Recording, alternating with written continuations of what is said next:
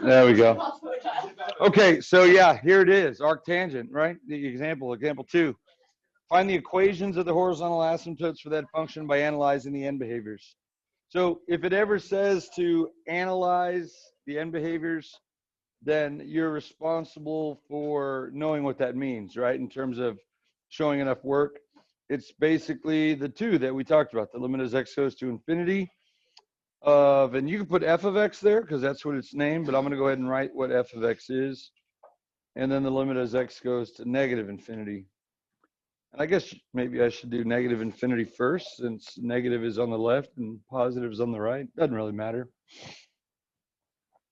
So this, if you know what the graph of arctangent looks like, that's great. You know what the graph of, bless you, arctangent squared looks like?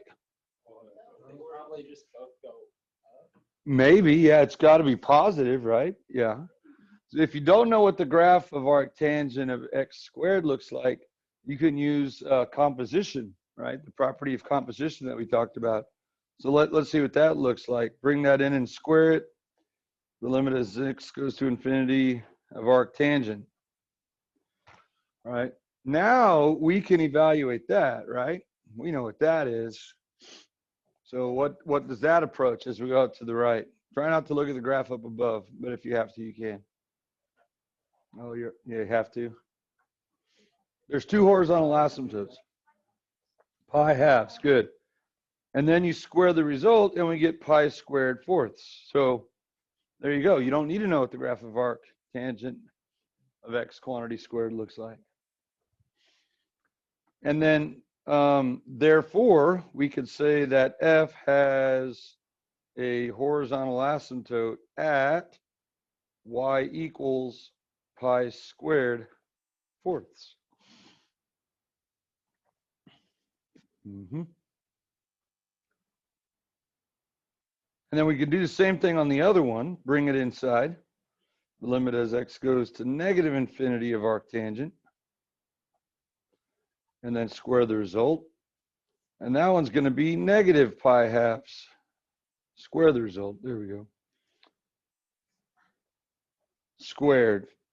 But a negative quantity to an even power is still positive. So we get the same result. Does that mean that f has another horizontal asymptote at pi squared fourths? No. It just means that it's affecting the graph now. One of them is on both sides instead of 2 separate ones on either side. Okay, so that's how we can use the properties with things that we already know, like functions. You know, you don't have to know what the new function looks like. Now we'll take a quick look at it because it is squared. It does make everything positive, and it looks like it's going to be an even function. So pi halves would be maybe about right here. Pi squared fourths is going to be up above it. So now there's just one horizontal asymptote. And what it does now is it does this. It approaches the same one from underneath. Okay, so it has y-axis symmetry now. Because the definition of y-axis symmetry is negative inputs and positive outputs have the same, or inputs, sorry, negative and positive inputs have the same outputs. And because arctangent was an odd function with origin symmetry, and we're squaring it now, it should have y-axis symmetry. So there you go. And so there you can see the new horizontal asymptote affecting the graph on both sides. Pretty nifty. Nifty. Spiffy. Spiffy or nifty or both. Spiffy. Yeah. Niffy. There you go. That sounds better. Get rid of the T. All right. So example 3. Arctangent will show up again later in the year, by the way, when we study L'Hopital's rule. Example 3 takes us back to pre-cal, where we first were analyzing the end behaviors of functions like this. These are rational functions, right? So if you look at this, it's a quadratic over a cubic. There's up to 3 zeros in the denominator, so there's up to 3 discontinuities here. But we're interested right now in only the end behavior, okay? So to do this, let's go ahead and write out our, I'm going to put the negative infinity first. F of x and the limit as x goes to positive infinity of f of x. And we want to do the same thing we did on the previous one. Figure out the end behavior, and then if there is a horizontal asymptote, or more than one, there could be, we'll write the equation. So much like we did for the fifth degree polynomial up above when it stood by itself, whenever you have a ratio of two things, all you have to do is analyze how fast the numerator and the denominator grow independently first, and then in relation to each other, okay? So independently, the numerator grows according to the leading term, and independently, the bottom grows for large values of x independently by looking at its leading term. So the stuff that's not circled, I can forget about when it comes to the end behavior. Don't want to forget about it, though, when we're talking about local behavior, like vertical asymptotes and holes and stuff like that. So if you look at it, right, x squared and x cubed grow pretty close to each other for small values of x, but for really huge values of x, which one's going to grow faster, top or bottom? Bottom. And anytime the bottom grows faster than the top, regardless of how much faster, it will eventually go to zero. Yeah. Now it's going to go to zero on both sides, right?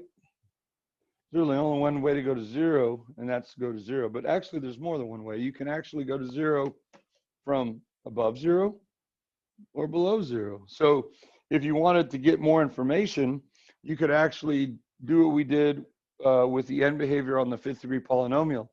Plug in representative types of the infinity into the leading terms and look to see what sign you get.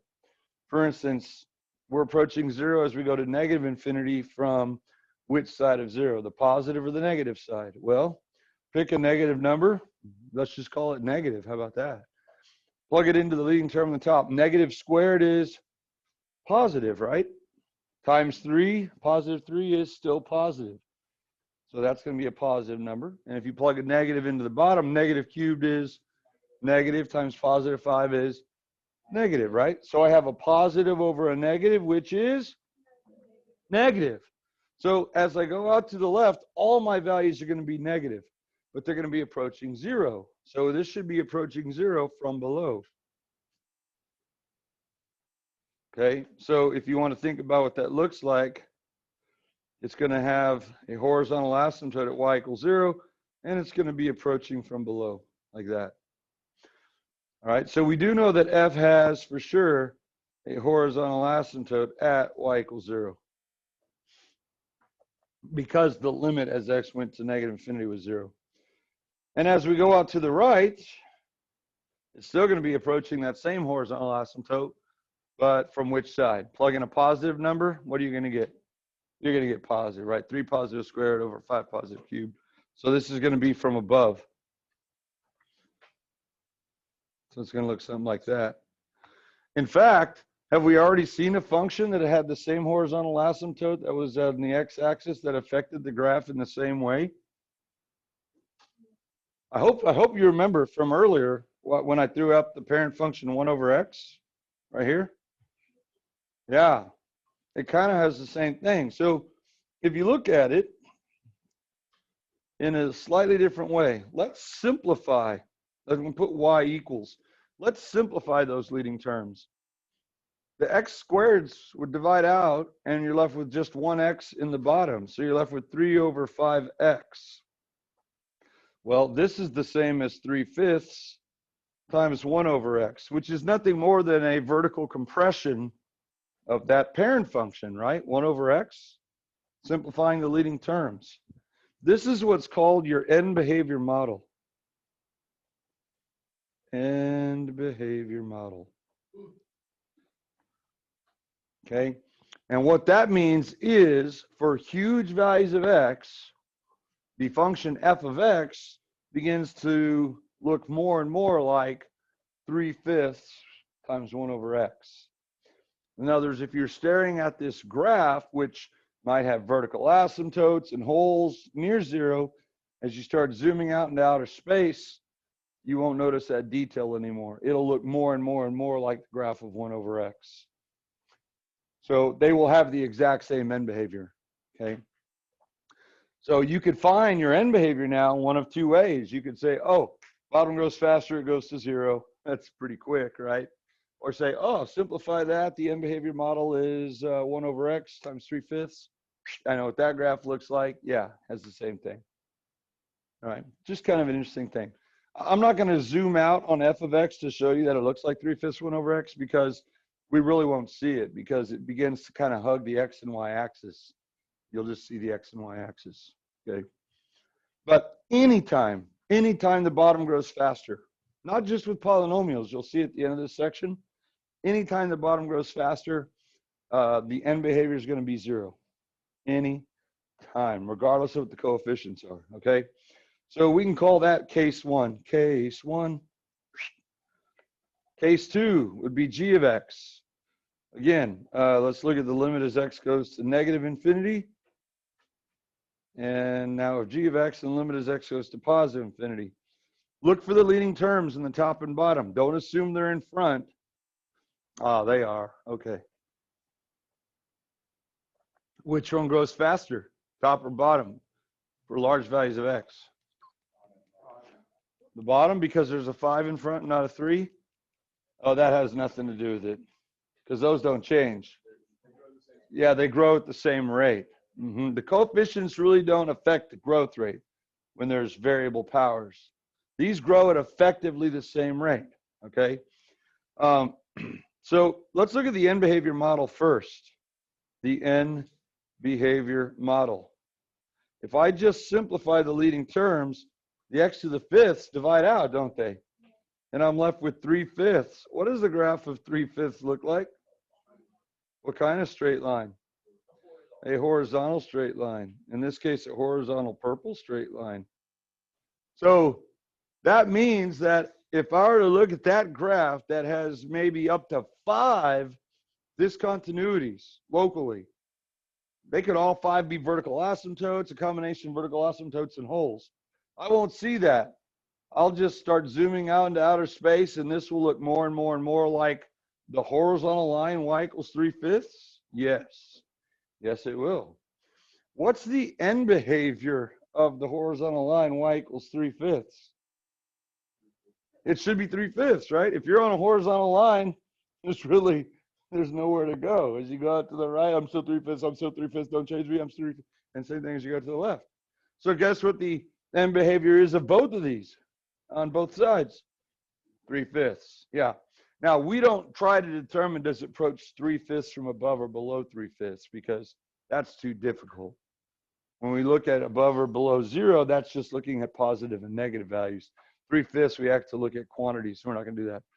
Now, there's a quick way to do it if you don't want to actually analyze the end behavior model, and I think you learned this in pre-calc.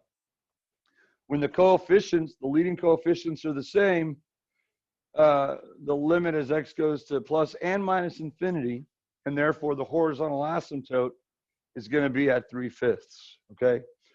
The leading coefficient over the leading coefficient. So g of x has a HA at y equals 3/5.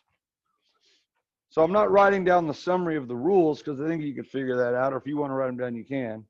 But anytime they grow at the same rate, and again, it doesn't always just have to be polynomials. It could be any types of functions, exponentials, whatever. When they grow effectively at the same rate, it's going to be leading coefficient over leading coefficient. Now, the graph will never equal 3/5. Those numbers that we didn't highlight there, those are different enough to actually keep the values from dividing out, okay? But they'll approach 3/5. All right, so we have two cases where we already have horizontal asymptotes. When the bottom grows faster, it's always going to approach 0, and we'll have a horizontal asymptote on the x-axis. Always at 0, always the same number when the bottom grows faster. When you have a ratio and they grow at the same rate, there's always a horizontal asymptote, but it could be at a different number each time. It's always at the quotient of the leading coefficients. Leading coefficient over leading coefficient. Okay, so guess what case 3 is? The top grows faster, yeah. So I call that guy h of x. And again, let's write out our terminology. Negative infinity for h, positive infinity for H. Identify the leading terms in the top and bottom, and they happen to be in the front. Again, don't always assume that though. You look just at the exponents, right? 3 is bigger than 2. So now that the top grows bigger, even though the bottom does get bigger, the top goes bigger faster than the bottom. Your ratios, magnitudes, the size of your ratios will approach infinity. Now, because there's 2 directions to infinity, going up and down, the sign depends upon the leading terms itself.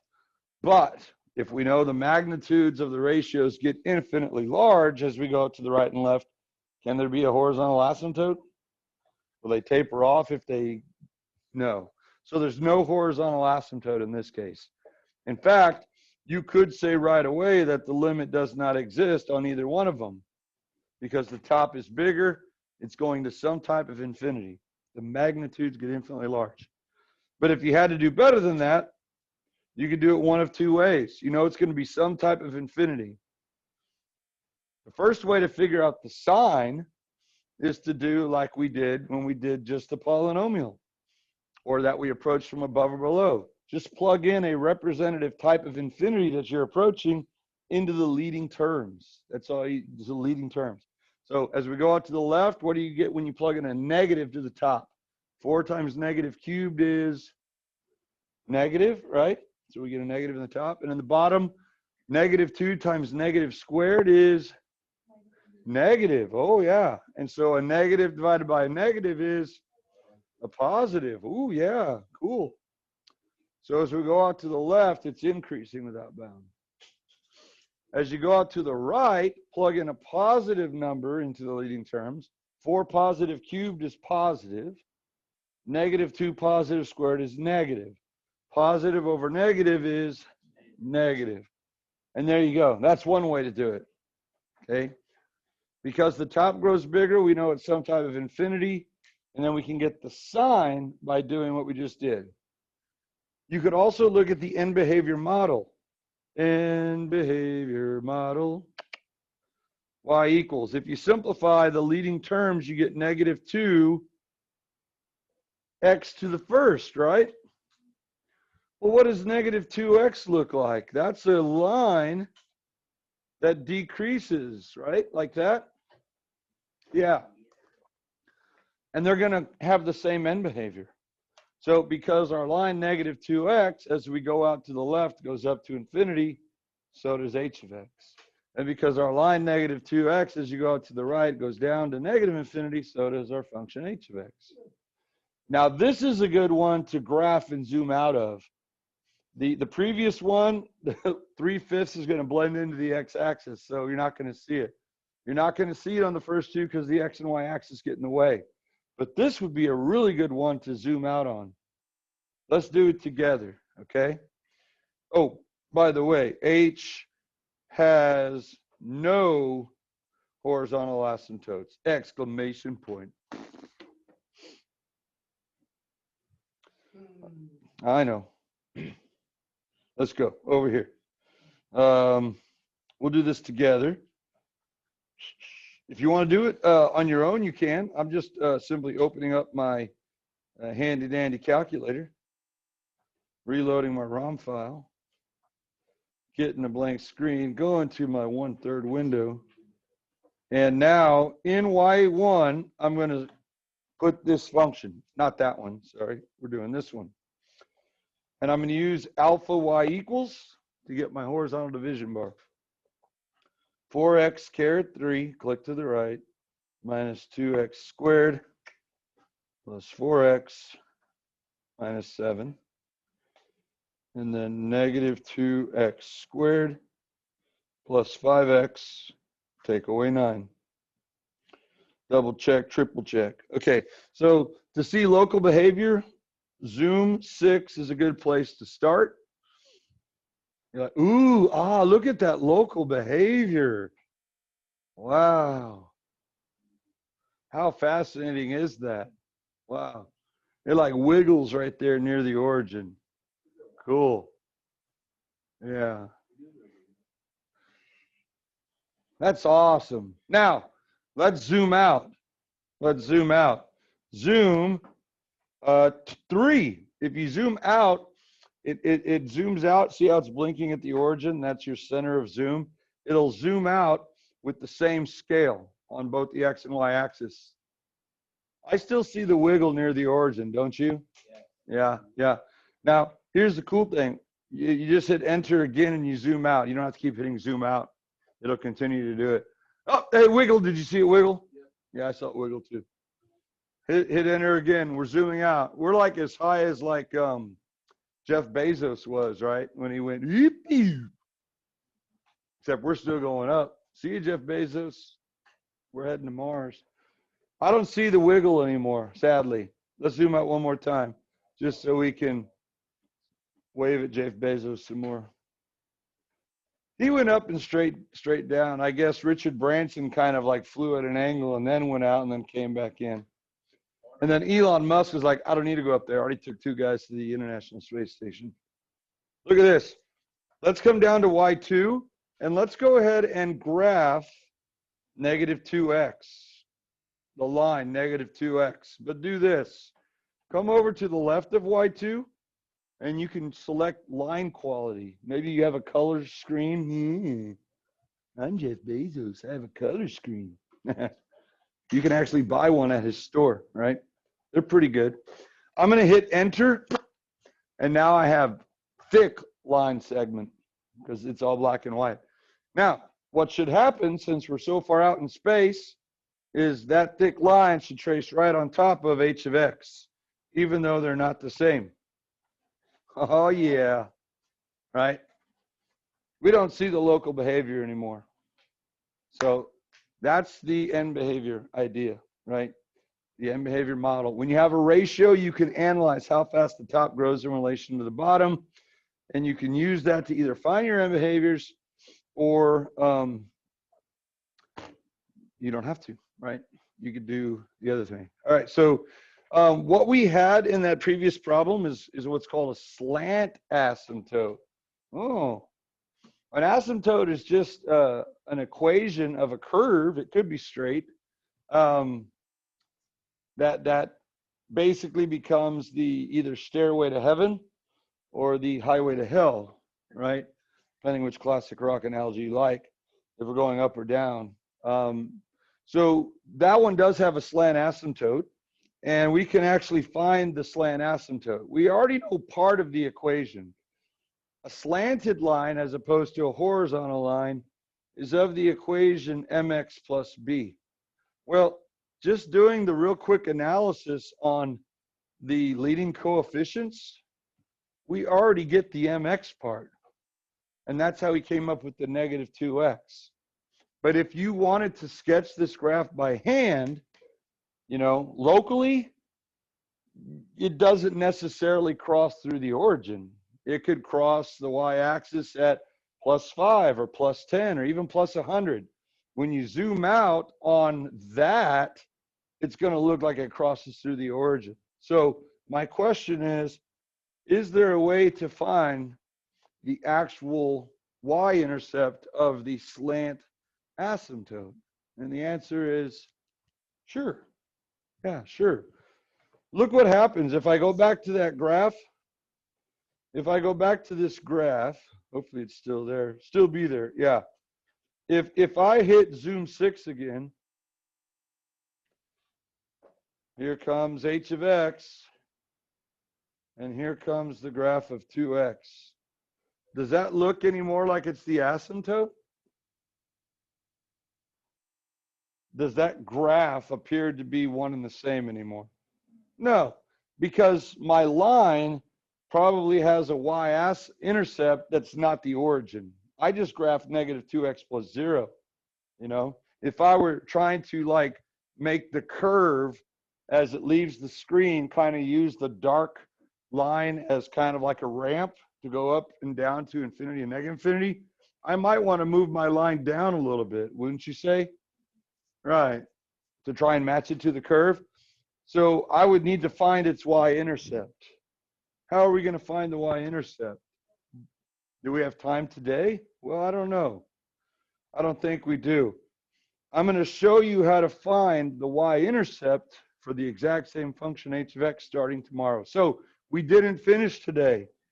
We're going to have to finish tomorrow, okay?